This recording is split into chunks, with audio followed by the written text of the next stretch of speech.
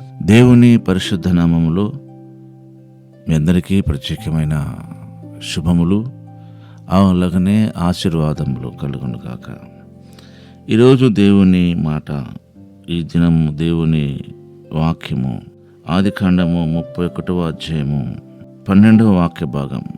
అప్పుడైనా నీ కళ్ళెత్తి చూడుము, గొర్రెలను దాటుచున్న పొట్టేళ్ళన్నీ చారలైనను పొడలైనను మచ్చలైనను గలవి. ఏలయనగా లాభాను నీకు చేయుచున్నది యావత్తును చూచితిని. ఆ మాట గమనించండి. నీ కనులెత్తి చూడుము, గొర్రెలను దాటుచున్న పొట్టేళ్ళన్నీ చారలైనను పొడలైనను మచ్చలైనను గలవి. నీ కనులెత్తి చూడుము. మన ఆత్మీయ జీవితంలో, ఆత్మీయ ప్రయాణంలో మనము దేవుని వైపే చూడడానికి ప్రయత్నం చేయాలి. నీ కన్నులెత్తి చూడుము. మనకున్న నేత్రాలు భౌతిక సంబంధమైనవి.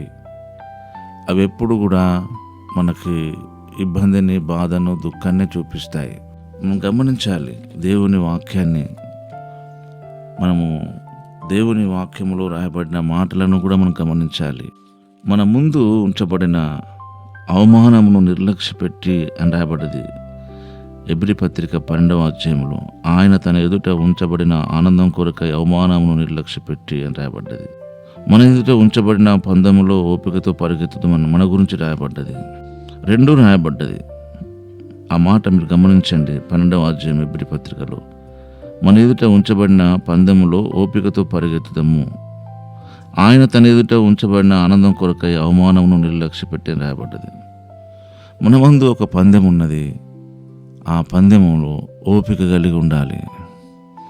అలాగే యేసుప్రభు ఎదుట కూడా, తన ఎదుట కూడా ఆనందము కనబడతలేదు, కానీ ఆనందము కొరకైన అవమానాన్ని నిర్లక్ష్యపెట్టాడు. మన ముందున్న పందెం కూడా అవమానంతో కూడినదే, అన్యాయంతో కూడినదే, నిర్లక్ష్యంతో కూడినదే. ఆత్మీయ జీవితంలో ఎప్పుడూ మనకి పోరాటం ఉండే ఉంటుంది. ఆ పోరాటము నీకుగానే ఉంటుంది. నీకెవరో శత్రువులు లేరు, నీకు నీవే శత్రువు. ముందు నిన్ను నీవు గెలవాలి.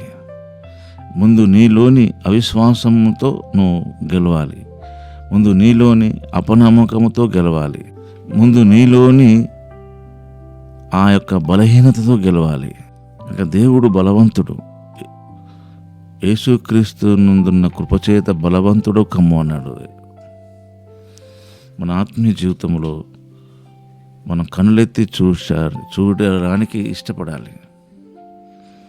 కనుక ఇంత గొప్ప సాక్షి సమూహము మేఘం వలె మనల్ని ఆవరించున్నందున మనము కూడా ప్రతి భారమును సులువుగా చిక్కులు పెట్టి ప్రతి పాపమును విడిచిపెట్టి విశ్వాసానికి కర్తయు దాన్ని కొనసాగించువాడైన యేసు వైపు చూచుచు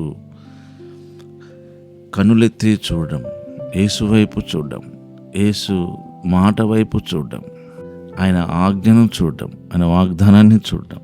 మన ఆత్మీయ జీవితంలో మనం పేరుకే క్రైస్తవులమైతే, ఈ లోకం మట్టుకే మనము యేసును వెంబడించిన వారమైతే, యేసును నమ్మిన వారమైతే, అంటే దాని అర్థము కేవలము భౌతిక సంబంధమైన మేలుల గురించే మనం యేసును వెంబడిస్తే మనంత దౌర్భాగ్యులు ఎవరు ఉండరు అనే లేఖనం చెబుతుంది. కనుక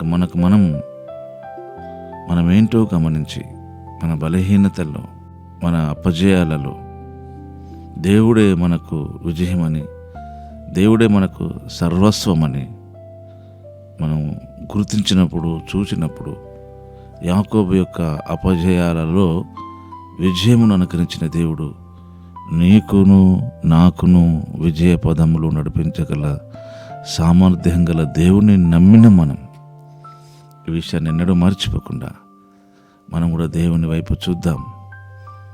అలాంటి గొప్ప మేళ్లను పొందుదాం. అట్టి కృపా ప్రభు మనకు అనుకరించును గాక. పరిశుద్ధుడైన తండ్రి, ప్రేమ కలిగిన దేవ, ఇది నా మాట, ఇది నా వాక్యంకై స్తుతులు చెల్లిస్తున్నాము. మీరెంతైనా నమ్మదగిన దేవుడు. నీ వైపు చూచే కన్నులను మాకు అనుకరించమని మహిమ పొందమని యేసు నామములోనే ప్రార్థిస్తున్నాం తండ్రి. ఆమేన్.